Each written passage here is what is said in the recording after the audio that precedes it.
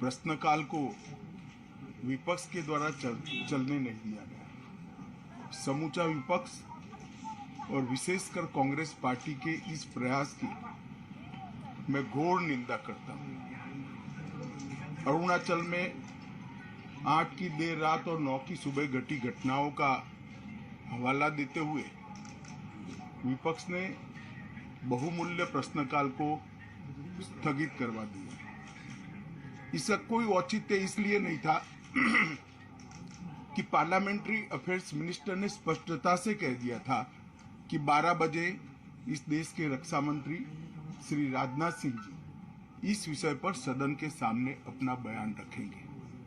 जब बयान रखने की बात कर ही दी तो इसका कोई औचित्य नहीं था। मुझे भी थोड़ा आश्चर्य लगा।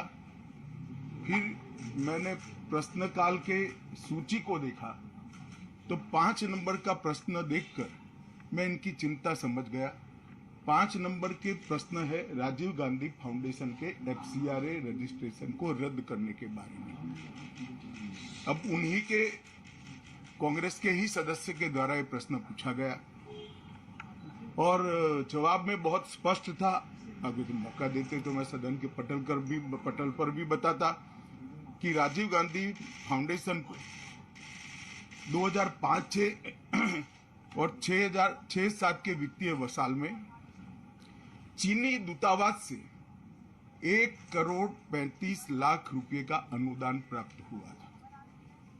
चूंकि FCRA के कानून और उसकी मर्यादाओं के अनुरूप नहीं था तो नोटिस देकर पूर्णतया कानूनी प्रक्रिया का अनुपालना करते हुए गृह मंत्रालय ने इसका रजिस्ट्रेशन रद्द किया था।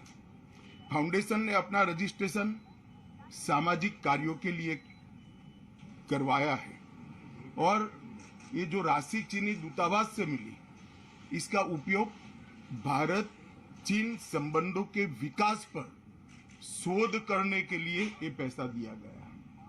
अब मैं कांग्रेस पार्टी को पूछना चाहता हूं कि इन्होंने शोध तो जरूर किया होगा। क्या उनकी शोध में 1962 में जो हजारों हेक्टेयर भूमि भारत की चीन ने हड़प ली वो शामिल था क्या? और शोध इस पर किया तो रिपोर्ट क्या आई है? नेहरू जी के प्रेम के कारण सुरक्षा परिषद में भारत की स्थायी सदस्यता बलि चढ़ गई। इस विषय को उन्होंने शोध का विषय बनाया था क्या? और अगर बनाया था तो इसका नतीजा क्या हुआ? जिस वक्त गलवान के अंदर हमारे सेना के वीर जवान चीनियों से भिड़ रहे थे उस वक्त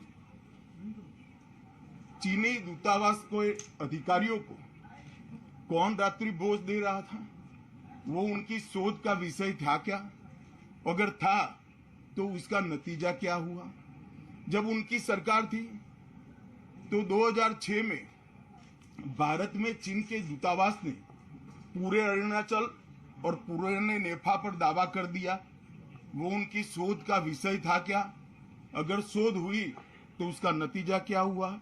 25 मई 2007 को चीन ने कांग्रेस के ही मुख्यमंत्री दोरजी खंडू को वीजा देने से इनकार कर दिया क्योंकि ये तो हमारा ही हिस्सा है अरुणाचल। ये भी शोध किया गया क्या?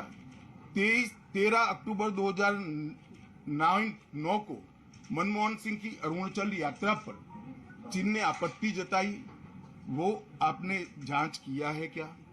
और 2010 में चीन ने जम्मू कश्मीर के लोगों को स्टेपल्ड वीजा जारी करने की प्रथा शुरू की, ये भी क्या आपका शोध का विषय था?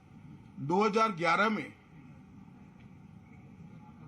कांग्रेस सरकार ने चीन की धमकी के बाद हमारे रोड और वाइटल बॉर्डर इंफ्रास्ट्रक्चर्स का निर्माण डैम चौक में रोक दिया। ये क्यों रोका गया इसकी भी शोध की है। मैं कांग्रेस पार्टी को पूछना चाहता हूं, ये दोगला रवैया जनता के सामने नहीं चलता है। जनता सब देख रही है। आपके परिवार द्वारा चलाया गया फाउंडेशन, उसका FCRA रजिस्ट्रेशन चीन की दूतावास से मिले हुए अनुदान से समाप्त हुआ है। आपके ही समय में हजारों किलोमीटर भूमि अवैध रूप से हमसे हड़प ली गई है। आपके ही समय में हमें मिली हुई सुरक्षा परिषद की सदस्यता आपने निजी संबंधों को बनाने के लिए चीन की भेंट कर दी है। ये सारी जनता ये सभी विषयों को जानती है।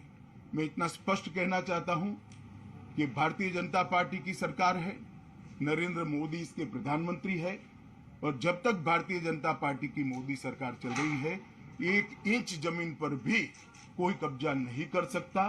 कल अपने सेना के जवानों ने जो 8 की देर रात को और 9 की सुबह को जो वीरता दिखाई है, मैं इसकी बुरी बुरी प्रशंसा करता हूं। इन्होंने घुसे हुए सभी लोगों को कुछ ही घंटों में वापस खदेड़ दिया और हमारी भूमि का रक्षण किया है। हाँ, राजीव गांधी फाउंडेशन के FCRA लाइसेंस रद्द होने का एक दूसरा भी कारण था। इस्लामिक रिसर्च फाउंडेशन की, जिसका प्रणेता जाकिर नायक है, जाकिर नायक को पूरा देश जानता है, उनसे भी 7 जुलाई 2011 को 50 लाख रुपया राजीव गांधी फाउंडेशन ने प्राप्त किया था।